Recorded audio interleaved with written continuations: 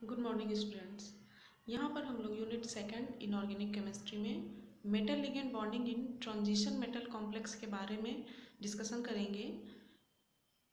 तो यहाँ पर दिया गया है limitation of valence bond theory. आप लोगों को ध्यान होगा, आप लोगों ने बीएससी सेकेंड ईयर में वीबीटी के बारे में पढ़ा था, उसी के लिमिटेशन को यहाँ पर बताया गया है। तो इसके लिए हमें ज़रूरी है कि पहले वीबीटी के बारे में डिस्कस कर लिया जाए। यहाँ पे आप लोग देख रहे होंगे valence bond theory of transition metal complexes. Transition metal complex के लिए बैलेंस बॉन्ड थ्योरी को दिया गया, इसके साथ ही साथ क्रिस्टल फील्ड थ्योरी को भी दिया गया और लिगेंड फील्ड थ्योरी को भी दिया गया। तीन अलग अलग थ्योरीज को दिया गया था कि ट्रांजिशन मेटल कॉम्प्लेक्सेस के लिए, है ना। उसमें से बैलेंस बॉन्ड थ्योरी को हम लोगों ने पढ़ा था, जिसके लिमिटेशन को यहाँ पर फिर से हमें देखना है कि किस वजह से बैलेंस बॉन्ड थ्योरी फेल हुई और आगे चल करके crystal field theory and ligand field theory को दिया गया। तो बैलेंस बॉन्ड थ्योरी जो थी उसको पाउली ने दिया था, इस वजह से उसे पाउली थ्योरी के नाम से भी जाना जाता है, पाउलिंग थ्योरी के नाम से भी जानते हैं, है ना। जो कि जेएल स्लेटर ने भी उसमें अपना योगदान दिया था। L Pauling and J L Slater 1923 में इस कॉन्सेप्ट को दिया था, लेकिन कुछ कमी रह गई थी जिसकी वजह से ये कॉन्सेप्ट पूरी तरह से सक्सेस नहीं हुआ और आगे चल कर के crystal field theory and ligand field theory को भी दिया गया, है ना। तो कुछ मेन पॉइंट्स क्या थे उस वीबीटी कॉन्सेप्ट के। जो सेंट्रल मेटल एटम का इलेक्ट्रॉनिक कन्फिग्रेशन होता है वो ग्राउंड स्टेट में जनरली होता है। एंड नेक्स्ट था ज्योमेट्री, बॉन्ड की ज्योमेट्री। और नेक्स्ट थर्ड पॉइंट था मैग्नेटिक प्रॉपर्टी ऑफ कॉम्प्लेक्सेस। ये जो पॉइंट्स थे इनको बेस मान करके पोस्टुलेट्स को दिया गया। तो क्या बता सकते हैं, सेंट्रल मेटल एटम का electronic configuration generally ground state में होता है, बॉन्ड की ज्योमेट्री को बताया गया एंड साथ ही साथ कॉम्प्लेक्स की मैग्नेटिक प्रॉपर्टी को एक्सप्लेन किया गया। तो इसके पोस्टुलेट्स को कई पॉइंट्स में हम लोग नोट कर सकते हैं। जैसे यहाँ पर देखिए फर्स्ट नंबर में क्या बताया गया है कि जो सेंट्रल मेटल एटम का वैकेंट ऑर्बिटल होता है वो लिगेंड के द्वारा दिए गए लोन पेयर ऑफ इलेक्ट्रॉन को एक्सेप्ट करता है ना, जिससे बॉन्ड का फॉर्मेशन होता है।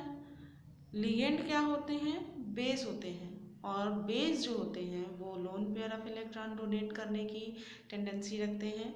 तो जैसे ही लोन पेयर ऑफ इलेक्ट्रॉन वो डोनेट करेंगे सेंट्रल मेटल एटम के वैकेंट ऑर्बिटल में, तो बॉन्ड फॉर्मेशन होगा, ligand to metal bond formation होगा। और जितने लिगेंड वहाँ पर प्रेजेंट हैं, नंबर ऑफ लिगेंड्स को ही हम क्या बोलते हैं, कोऑर्डिनेशन नंबर। ये इसका फर्स्ट पोस्टुलेट हो गया। सेकंड में क्या बताया गया कि बॉन्ड का फॉर्मेशन कब हो रहा है, जब ऑर्बिटल आपस में ओवरलैप कर रहे हैं। तो हम लोग क्या बोल सकते हैं, central metal orbital, central metal atom के ऑर्बिटल एंड लिगेंड के ऑर्बिटल जब आपस में ओवरलैप करते हैं तो बॉन्ड का फॉर्मेशन होता है। और ओवरलैपिंग जितनी ज़्यादा होगी उसकी स्टेबिलिटी उतनी ही ज़्यादा होगी। ओवरलैपिंग ज़्यादा कब होगी, जब ज़्यादा से ज़्यादा ऑर्बिटल पार्टिसिपेट करेंगे। जैसे वैकेंट ऑर्बिटल हमारे पास है sp_d, तो ये सारे आपस में मिल करके नए नए हाइब्रिडाइज्ड ऑर्बिटल बनाएंगे और उनके बीच में ओवरलैपिंग जितनी ज़्यादा होगी कॉम्प्लेक्स की स्टेबिलिटी उतनी ही अधिक होगी। तो यहाँ पर हम लोग क्या लिख सकते हैं कि ऑर्बिटल्स के बीच में ओवरलैपिंग जितनी अधिक होती है कॉम्प्लेक्स की स्टेबिलिटी उतनी ही अधिक होगी, है ना।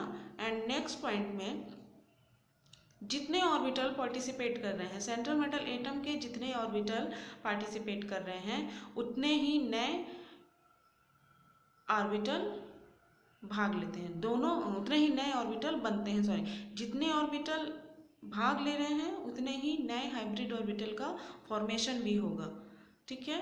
नेक्स्ट पॉइंट है कि प्रत्येक लिगेंड में कम से कम एक सिग्मा कक्षक होता है लिगेंड द्वारा सिग्मा कक्षक का एक एकाकी इलेक्ट्रॉन युग्म धातु आयन को प्रदान कर दिया जाता है।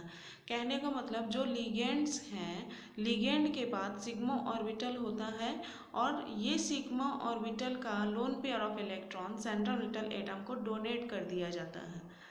ठीक है, नेक्स्ट पॉइंट में लिखा गया है कि धातु आयन के रिक्त हाइब्रिड ऑर्बिटल लिगेंड को इलेक्ट्रॉन युक्त सिग्मा कक्षक से अतिव्यापन कर लिगेंड धातु उपसंयोजन बंध बनाते हैं। इस प्रकार के बंधों की संख्या केंद्रीय धातु आयन में उपलब्ध रिक्त कक्षकों की संख्या पर निर्भर करती है। ये लिख सकते हैं हम लोग, जो सेंट्रल मेटल एटम के वैकेंट हाइब्रिड ऑर्बिटल है, लिगेंड का सिग्मा ऑर्बिटल से ओवरलैप करके कोवैलेंट बॉन्ड का फॉर्मेशन करते हैं। कहने का मतलब सेंट्रल मेटल एटम के जो हाइब्रिड ऑर्बिटल हैं वो लिगेंड के सिग्मा ऑर्बिटल के साथ ओवरलैपिंग करके कोवैलेंट बॉन्ड का फॉर्मेशन करेंगे, जो कि मेटल आयन के वैकेंट ऑर्बिटल की संख्या पर डिपेंड करती है। एंड नेक्स्ट पॉइंट में हम लोग ये भी बता सकते हैं कि जो ट्रांजिशन सीरीज के एलिमेंट्स होते हैं उनके पास डी ऑर्बिटल होगा, वैकेंट डी ऑर्बिटल प्रेजेंट होता है। तो जो डी ऑर्बिटल है वो एन डी ऑर्बिटल होंगे या n-1 डी ऑर्बिटल होंगे। तो इस प्रकार से उन्हें लो spin and high spin complex भी कहा जाता है। यदि इनर हैं तो वो लो spin and outer D orbital है तो वो हाई स्पिन कॉम्प्लेक्सेस के नाम से भी जाने जाते हैं, या उनको इनर ऑर्बिटल कॉम्प्लेक्स। यदि n-1 डी ऑर्बिटल पार्टिसिपेट कर रहा है तो वो इनर ऑर्बिटल कॉम्प्लेक्स कहलाएंगे, और जो इनर ऑर्बिटल कॉम्प्लेक्स ही होंगे वो लो स्पिन कॉम्प्लेक्स के नाम से जाने जाएंगे, और जो आउटर ऑर्बिटल होंगे वो हाई स्पिन कॉम्प्लेक्स के नाम से भी जाने जाते हैं। तो यहाँ पर डी ऑर्बिटल के भाग लेने के आधार पर ही हम उसे अलग अलग नाम से भी कॉम्प्लेक्स को बता सकते हैं। अब बात करते हैं लिमिटेशन की।